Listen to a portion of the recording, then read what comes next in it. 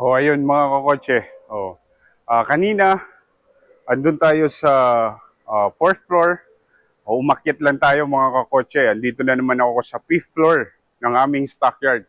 Nagbabalik para ihatid sa inyo ang karagdagang detalye regarding sa Fortuner natin. Ayan. Ang susunod nating video, ito naman yung Fortuner Q. Ito, yan. Yung Fortuner Q nasa likod natin mga kakotse. Ayan. Oh. Guys, itong Fortuner Q na to, para sa akin, kung may budget ka, and then gusto mo nang mag-upgrade or gusto mo ng uh, uh, gusto mo ng maganda-gandang SUV, this variant or this unit is the best para sa akin. Para nang naman sa akin yun. Depends naman sa ating mga preference yun. Okay. Isasabihin ko sa inyo kung bakit ito yung paborito ko na Fortuner or na SUV. Ayan, halika. Samahan niyo ako guys. Alamin natin kung bakit ito yung pinakagusto ko sa Fortuner. Ayan. Ito yung middle grade, no, di ba? Hindi na tayo mag-aasam sa mga top of the line or sa mga kung ano-ano na hindi mo naman kailangan yung mga features. Ito, ang hinahanap ko lang is malakas na engine. Kasi guys, ito, halika. Ayan. Mapapansin mo kaagad, parang LTD na siya mga kakotse, di ba? Ayan. Unang tingin mo pa lang, aakalain mong LTD na. Ayan. Tapos pag binuksan mo pa yung hood na yan mga kakotse, LTD na. Kasi ang size ng engine po niyan mga kakotse, 2.8 na siya. Di ba?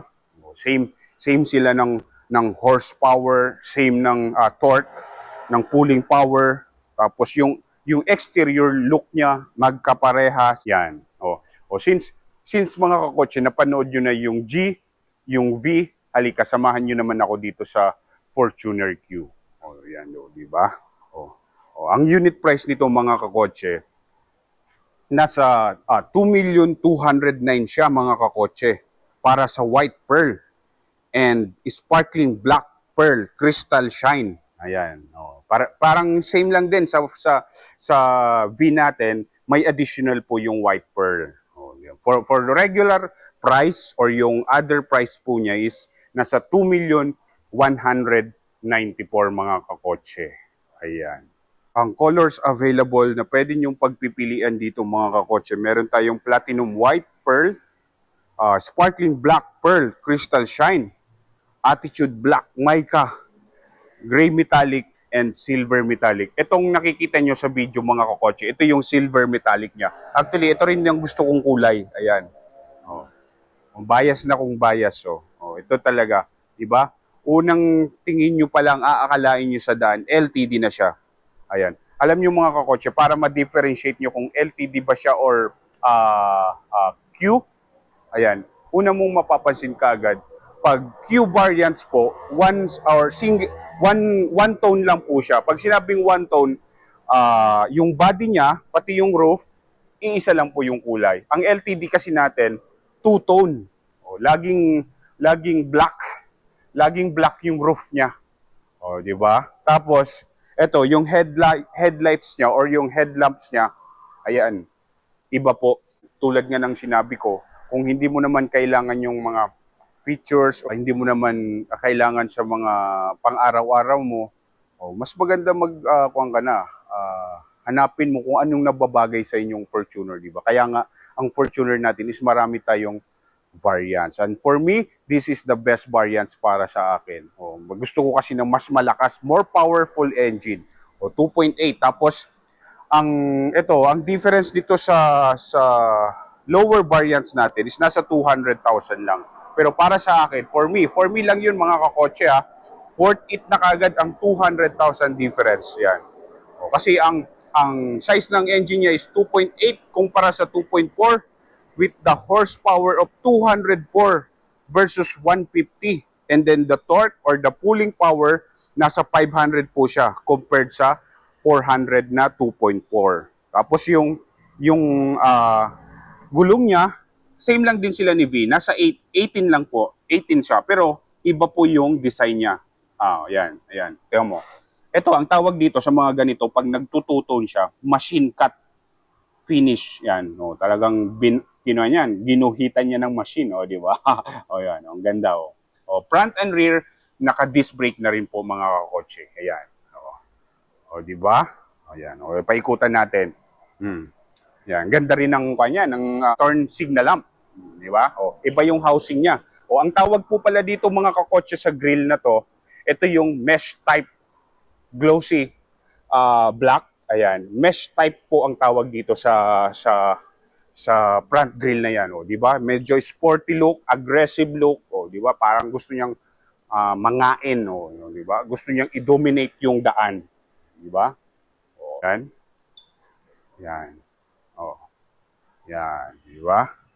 Yan. Tapos yung tail light niya, sobrang ganda rin, naka-emboss rin.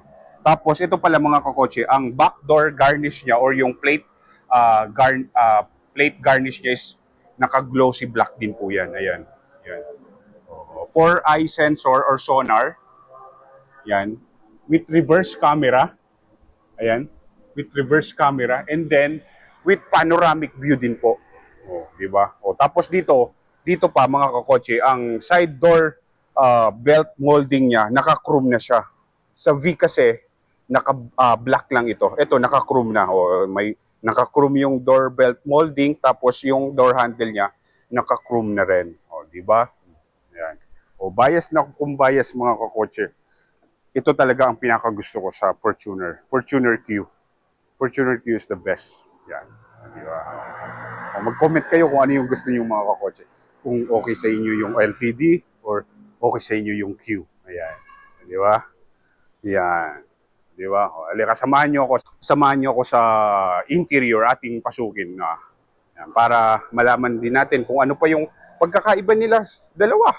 O, di ba? O, sa 200 difference, sa exterior pa lang, okay na ako. Sa engine, lalo na dito pag sa loob. Ayan po. Unang pagpasok mo pa lang, naka-powered seats yung driver side, tapos pati yung front passenger. And then naka-leather seats. Guys, mga kakotse, ayun, ganda ng pagka-leather niya. Talagang parang hinulma siya. Ayun, oh, napakaganda guys. Ayun, oh, di ba? Oh, worth it ba ang 200,000 difference pagdating sa V? Yan, oh, door trim niya is naka-leather na rin. Tapos with silver. Oh, ayan. Oh, di ba? Panoramic view. Tapos, iyan, oh, ganda. Oh, this ay nako. Para sa akin, the best. Yan. O, diba? Naka-leather seats na yan, mga kakotse. Yan. O, tapos LED na rin. LED na rin po yung room lamp niya, mga kakotse. O, di ba? Sa V natin is naka-yellowish siya. Ayan. LED na yan, mga kakotse. O, yan. Ceiling niya lang is same sa V. Naka-gray siya. Tapos, ang inside rear view mirror niya, naka-auto dimming na rin. O, di ba? Ayan. Sa V kasi naka-day and night lang po. Oh, di ba? Ayan. Worth it ba ang 200,000? Oh, at sa akin pa lang, dun pa lang sa labas, worth it na, di ba? Aggressive look, sporty look. Ayan. O, sa steering wheel naman natin, ayan. O, may dark wood trim. Ang kanya, dark wood trim. Ayan. Tapos naka-leather. Ayan. O, same lang sila dito. Pagdating sa multimedia or sa infotainment niya, same lang po. Ayan. O, 9-inch. Compatible ng Apple CarPlay and Android Auto with wireless charging. Ayan. Cup holder. Tapos, auto climate control, dual na rin po siya. Dito po sa drive modes, mga kakotse, may additional lang po siya. Sa V kasi, dalawa lang yung button. Naka-eco, tapos power. Dito po sa V natin, sa Q natin, eco, normal, tapos may sport siya. Ayan. Tapos leather na rin to. Ayan. O, and then, mga kakotse, alam nyo, ang isa pa kung bakit nagustuhan ko ito. Kasi, parang parehas na rin to mga kakotse sa LTD. Kasi, itong Q variants natin, meron na rin siyang Toyota Safety Sense. Yan. O, di ba? O, kompleto na. Pagdating sa engine, 2.8, merong Toyota Safety Sense. Tapos leather seats. O, di, tapos yung back door niya, mga kakotse, yan, yung likod na yan, powered na rin po yan. O, hindi na siya yung manual. Ayan. Yan. Wala lang siyang kick sensor kasi sa LTD naka-kick sensor siya. Pero yan, dipindot na rin, 'di ba mga kakotse? O dito, tulad ng nabanggit ko, meron siyang Toyota Safety Sense. Sa steering wheel niya, mapapansin mo, meron siyang lane departure alert or assist, tapos pre-collision. Yan. O, sa V lang kasi mga kakotse, blind spot monitoring lang, tapos rear cross traffic alert. Ang blind spot monitoring, pag alimbawa may mga blind spot kasi tayo, mga kakotse sa daan, pag tumatakbo, umiilaw po yung mga side mirror natin. Yan yun. Tapos ang rear cross traffic alert naman, when you are reversing, tapos may incoming vehicle, iilaw din po yung mga side mirror natin. Yan, mga kakotse. O, di ba? Talagang Fortuner, maraming variants, marami kayong pagpipilian, mga kakotse. Ayan, yan. Hopefully, napakita ko sa inyo kung ano yung mga kaibahan niya or mga differences niya, mga kakotse. Tulad nga ng nabanggit ko sa inyo, may kanya-kanya tayong preference, mga kakotse. And this variant na Fortuner Q is the best for me. Yan. Sa tingin niyo, mga kakotse, kung ano yung bagay sa inyo or nararapat sa inyo na Fortuner. Mag-comment lang kayo. Kung may mga katanungan kayo, may mga question regarding sa sasakyan, regarding sa sasakyan na to or sa sasakyan ng mga nabanggit ko kanina na Fortuner V, Fortuner G, or over LTD. Ayan, mga kakotse. Yan, di ba? Ayan. Isa pa pala, mga kakotse, pagbaba natin, makikita mo, meron siyang, kung sa V, meron siyang welcome lamp. Ito, meron ding welcome lamp. Ito, may additional pa to. Pagbaba mo, kung may maapakan ka na namang tae or pusa, meron siyang door courtesy lamp. Ang tinatawag dyan. Di ba? Umiilaw siya. Umiilaw din. Actually, illumination lang naman yan. Ang purpose po niyan is mailawan po yung sahig din, or pag halimbawa,